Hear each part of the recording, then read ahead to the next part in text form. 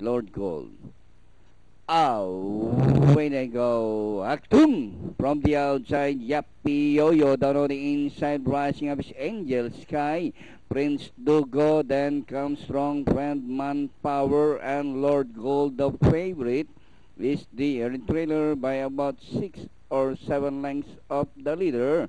Back to the leader. Yappy Yo-Yo by some 3 lengths. Angel Sky. Prince Dugo running in the middle alongside is Aktung, Manpower, and Lord Gold racing on the outside. Strong Friend down on the inside. Inside the last 600, Yappy, Yo-Yo, Prince Dugo, Aktung, Angel Sky, Manpower together with Lord Gold rushing up from the outside as they race the last 500. Prince Dugo, Aktung, Yappy, Yo-Yo, Manpower, Lord Gold on the further outside, Angel Sky as they swing for home.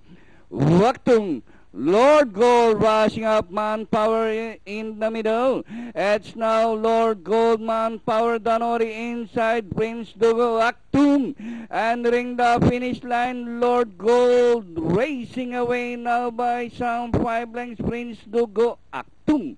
And finally, Lord Gold, Prince Dugo, Aktung, Manpower, Angel Sky, number 2, Yappy, Yo-Yo, and Strong Friend comes last. Okay,